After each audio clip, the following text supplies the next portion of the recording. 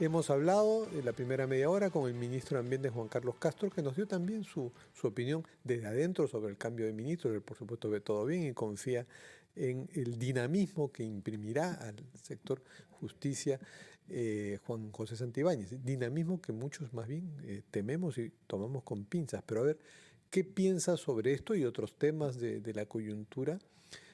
Un congresista muy conocido por todos ustedes, José Cueto, congresista por Lima de Honor y Democracia, además almirante en retiro de la Marina. Congresista Cueto, buenos días. Fernando, ¿cómo estás? Buenos días, gracias por la llamada. Gracias a usted por atendernos este domingo. Mi primera pregunta tiene que ver con la noticia del día de ayer, ¿no? Este cambio de ministros que trae la novedad, el retorno al Consejo de Ministros de Juan José Santibáñez, esta vez en justicia, que es una cartera muy ligada a la presidenta Dina Boluarte. Tengo la impresión o el recuerdo que usted más bien no apoyó la censura a José Santibáñez, así que de pronto ve con buenos ojos este retorno. Dígamelo, por favor. Sí, mira, Fernando, yo efectivamente públicamente creo que soy uno de los pocos congresistas que defendía más que a la persona el trabajo que estaba haciendo el señor Santibáñez, porque lo he visto durante, ya no sé si fue un año o casi un año que estuvo al frente de la cartera, los trabajos que hacían, sobre todo, primero, en limpiar un poco la policía, segundo, en desactivar algunas organizaciones que estaban enquistadas entre la policía. Yo sí creo que el señor Santibáñez va a potenciar un poco los trabajos, sobre todo en tres áreas que a mí me parecen importantes de cara a la lucha contra la inseguridad. Sí, pero Uno, ojo que es ahora va a ser la, ministro de sí, Justicia, no del por eso Interior. mismo, a eso me refiero. Pero justicia, ese es el primer tema que te iba a tocar. Espero que él realmente saque adelante toda esta reorganización del sistema de justicia que tanto he pedido, no solo por la población, por el mismo Congreso, que se debe llevar a cabo porque estamos sufriendo parte de este trípode que no funciona entre policía, Ministerio Público y Poder Judicial. Hay todo un problema ahí que no nos ha permitido realmente que se ejerza justicia, ¿no? Ya sin hablar de la cantidad de delincuentes que son capturados, soltados por leguleyas, en fin. Yo creo que ese es un primer tema y espero que así lo haga el señor Santibáñez. Claro, pero usted cree que Sacar adelante esta reforma del sistema de ya justicia. quedó claro ese Yo sí primer creo que lo tema, va a hacer. que es un tema interesante, pero justamente las condiciones el perfil del señor Santibáñez, que es investigado por la Fiscalía, hasta tiene un impedimento de salida y que ha tenido un discurso Sí, bastante belicoso con la Fiscalía, reconociendo por supuesto que hay problemas en esa entidad como los hay en la policía. ¿No sería necesaria una figura más de consenso que favorezca una reforma en la que cada ente ponga lo suyo? mira, desgraciadamente, Fernando, cuando se habla de la Fiscalía y las denuncias que hace esta señora Vicentín y su equipo, ¿no? No solo el hecho de que tenga como 40 fiscales dedicados solamente para perseguir a militares y policías, sino que realmente se ha dedicado a denunciar a congresistas, a periodistas, no solamente a todo lo que pueda el sistema judicial, pero lo peor de todo, Fernando, es que esta señora, o el sistema del Ministerio Público, no le hace caso a nadie. Ayer se ha escuchado su conferencia de prensa, prácticamente ha dicho, bueno, está bien lo que diga el TC, pero yo voy a seguir investigando. O sea, ella tiene sus propias interpretaciones del TC, de la JNJ, del mismo Poder Judicial. Mira, hay que cambiar esto, ¿no? Y yo espero, ¿no? De las pocas veces que he hablado con el señor Santibáñez, yo sí lo he sentido a una persona que tiene ese ímpetu para tratar de cambiar, independientemente que él, como muchos, tengan denuncias o no denuncias, ¿no? Ahora, Ese es un primer tema. El segundo ese tema, ímpetu, bueno, dígame cuál es su segundo tema, de repente coincide con lo que yo pensaba que me solo va a decir.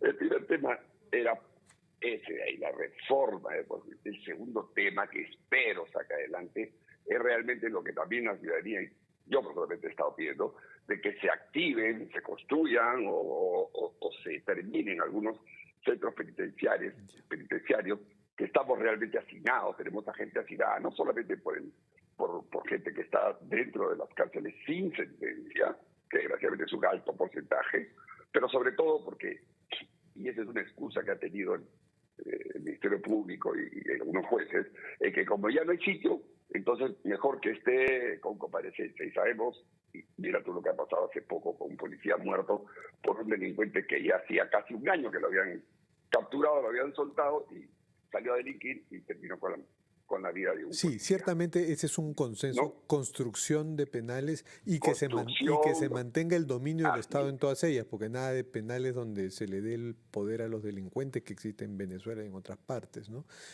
Eh, ahora, Pero podríamos hacer, nosotros ya tenemos 4 años con este gobierno, que no hayan construido una cárcel. sí, Mira, además hay una sentencia del Tribunal Constitucional que obligaba a que lo hicieran y cuando ya se cumplió la y le sentencia, dieron más un bien plazo. les han dado pero les han dado un plazo adicional, ¿no? Así es, así es. Pero al final, todo esto, Fernando, tiene una palabra y se llama ejecutivo. No hablo de la ciudad, hablo del ejecutivo en general. Por algo se llama ejecutivo, porque tiene los fondos y tiene que tomar las decisiones para construir, para hacer. Si tiene que cambiar algún papel, si tiene que hacer alguna Sí, modificación, que eso son sin duda papeles, lo tienen que hacer. O sea, y no hay acción. Esto ese es sí es el tema en el que la cartera de justicia tiene que ver con el combate contra el crimen. directamente, es lo que te Ahora, digo, ¿no? Y el ahora, tercer tema para mí, el tercer el tema, tercer tema para mí a es ver que si ese es efectivamente el que adivino, a ver. a ver, y el tercer tema para mí, que es el que yo estoy esperando, y conmigo un montón de gente, salirnos de la corte de la Sí, CIDH. Yo sé que tú no estás de acuerdo. adiviné y sí, Ya sí, lo tenías en ciertamente cartera que yo ahí. ahí te- Pero es tenemos que otra mira, es visión, que pero usted es el realmente, entrevistado. pero normalmente cuando pasan todo lo que ha pasado, y lo voy a volver a repetir acá, yo he estado 2 años en Washington, hace muchos años, y he visto el accionar de esta corte.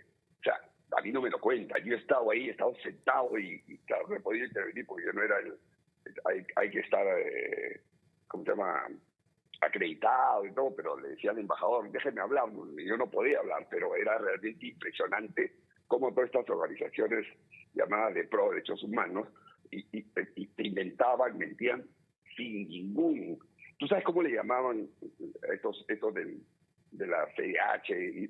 Esta coordinadora de derechos humanos, cuando estaban ahí, entre comillas, defendiendo a un grupo de terroristas, que el Perú tenía 45 cárceles para la gente, todo. Y le decía al embajador, déjenme levantar la mano. Está convirtiendo a las 45 bases antiterroristas que tenemos en toda la zona del país y está diciéndole a la Corte que son cárceles. ¿De dónde? Pues, pero esa es la mentira, esa es la narrativa que se han encargado de Ahora, vender y lo siguen haciendo, ¿no? En una organización supranacional que personalmente, para mí, no sirve para nada. y, Espero que lo haga. ¿y usted cree dentro de de su lógica, que no compartimos, pero lo respetamos y por eso lo entrevistamos, Sí, lo sé.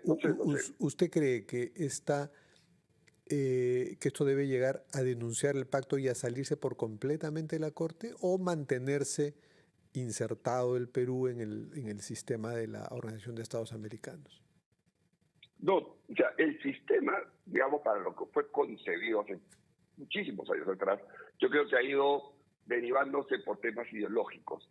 Yo lo que a mí me piden, y si yo lo pudiera hacer, es salirnos y después volver de repente a entrar, pero con ciertos peros. Tiene un nombre eso, los abogados le ponen un nombre, ¿no? Para que no sean ah, tan, tan permisivas para un lado y otro lado, porque desgraciadamente, Fernando, hay un sesgo ideológico, no de ahora, de hace muchos años, y esto ha, en concepto, equivocado el andar de la CIDH. Tú ves que no hay un solo caso que haya sido visto, te hablo porque siempre hablan de las víctimas, ¿no? De las víctimas de nuestro lado. Que hay un montón de militares, policías, personal civil inclusive, que no están contentos con la justicia que tenían y han llegado a estas instancias. Sus casos están en la fila de cerca de más, o esos más de 1000 casos que tiene el Perú, están abajo. Llega un caso de un terrorista, o ahora delincuentes, ¿no? Llevados por estas organizaciones y los ponen adelante. Es eso no es justicia. Pero cualquiera puede plantear su caso a la Corte. La misma presidenta Dina Boluarte Sí, claro. pensaba hacerlo cuando el Congreso la Ujú. iba a vacar como ministra o como vicepresidenta, Ujú. pero ustedes la salvaron y por eso es presidente. Bueno, no sé cómo votó usted en esa ocasión. Bueno, Ustedes somos todos, ¿ah? sí, Todos, sí, sí, Fernando, somos porque todos muchos y hemos votado. no recuerdo cómo votó usted allí. Bueno, congresista Yo no José, voté por el señor Castillo, definitivamente. valga, valga. Reconocemos esa consistencia en su accionar. Congresista José Cueto, muchas gracias. Usted ya le ha puesto unas tareas a Juan José Santibáñez que lo van a hacer más controvertido de lo que ya es Santibáñez. Bueno, estaremos atentos a qué novedades imprima su presencia en el gabinete. Muchas gracias, José Cueto, congresista de la bancada Honor y Democracia. Siendo las 8:50, nos vamos a una